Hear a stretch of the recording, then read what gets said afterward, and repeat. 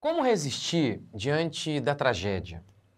O que nos mantém de pé diante das injustiças, da dor, do sofrimento, daquelas circunstâncias, daquelas coisas que a gente enfrenta, que a gente não consegue compreender? Fé. Sempre ela, a fé. Bom dia, graça e paz do nosso Senhor Jesus Cristo. Vamos lá para o nosso Salmo 52. Lembra do contexto? Davi, fugindo de Saul, vai até o sacerdote Aimeleque, ele se alimenta lá, o sacerdote o alimenta. Doeg fica sabendo disso, fica na espreita e denuncia, entrega Davi. Ele fala para Saul, Saul, o sacerdote Aimeleque ajudou seu inimigo, Davi. Por conta disso, diz o texto bíblico, que Saul arremete contra eles, contra os sacerdotes. Ou melhor, ele dá ordem para que os seus soldados matem os sacerdotes. Mas os sacerdotes, mesmo sendo pilantra, os soldados, né, Saul deu ordem para os soldados para que os soldados matassem os sacerdotes. Os soldados, mesmo sendo soldados de Saul, malignos, mesmo assim eles temiam. Eles falaram, não, isso não. Aí Doeg aceitou, foi lá e matou Saul. Matou, hoje tá difícil, hein? Matou os sacerdotes. Mas o texto bíblico também diz que mulheres e crianças morreram naquela região, naquela cidade. Esse é o contexto do Salmo 52. Tem coisa pior do que isso, gente, mulher e criança sendo mortas, gente, uma injustiça dessa.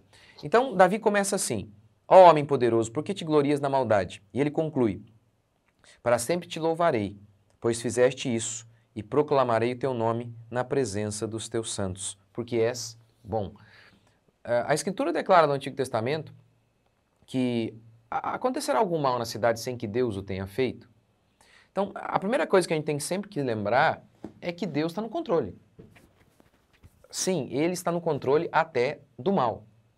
Até do mal. Lembra, já falei isso aqui várias vezes para você. No Antigo Testamento, o Senhor declara assim, quem fez o que vê? Não fui eu?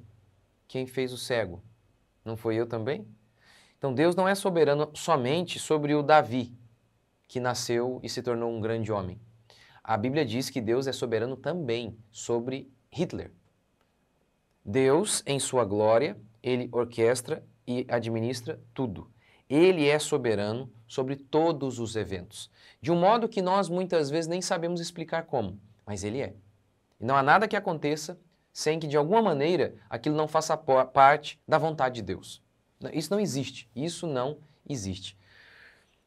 Então, Davi diz assim, ó, o Senhor fizeste isso, todas as coisas, e eu proclamarei o teu nome porque tu és bom.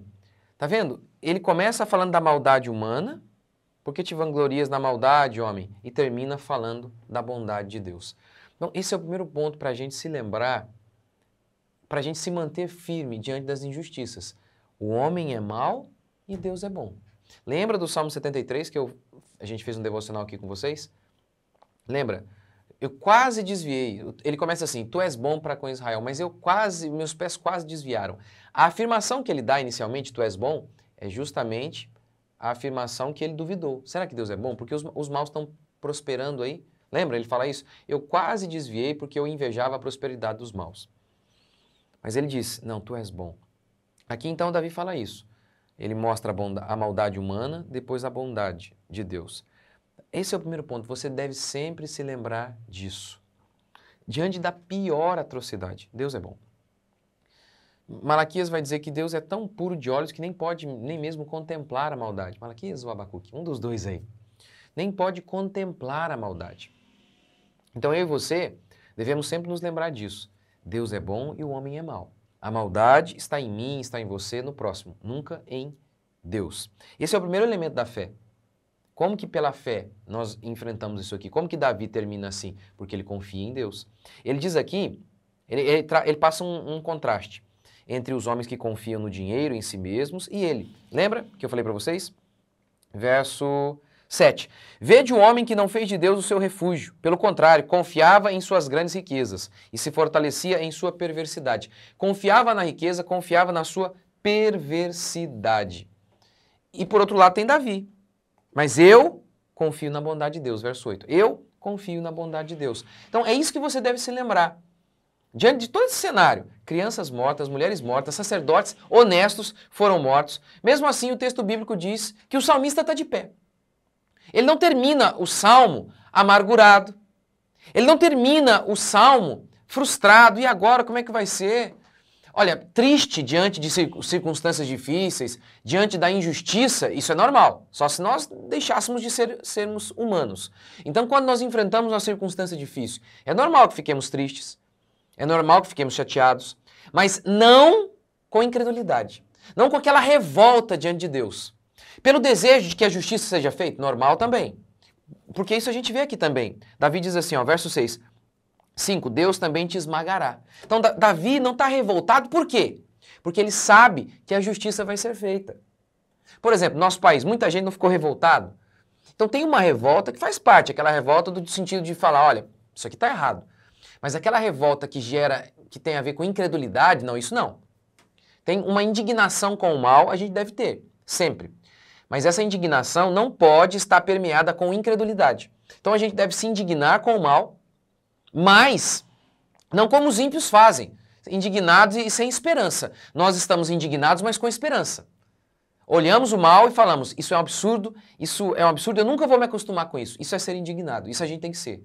Mas não como os ímpios. Ah, não adianta, tá vendo, olha lá. Não, não é assim que a gente faz. Nós temos fé.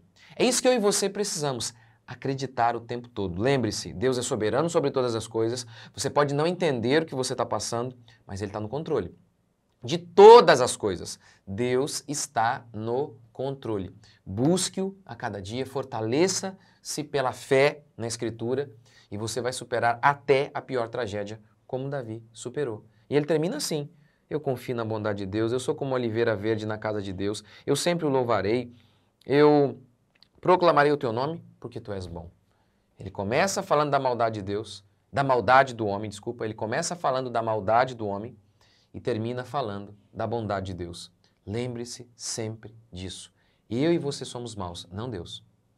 Duvide de você mesmo, nunca de Deus, nunca de Deus. Esse é o segredo. Ah, e por que isso aconteceu? A gente não sabe exatamente todas as coisas. Quer dizer, a gente sabe bem pouco, né? Mas uma coisa a gente sabe, Deus é bom e o homem é mau. Senhor Deus e Pai, te agradecemos por mais um dia. Bendizemos o teu santo nome por tudo que o Senhor tem feito e vai fazer.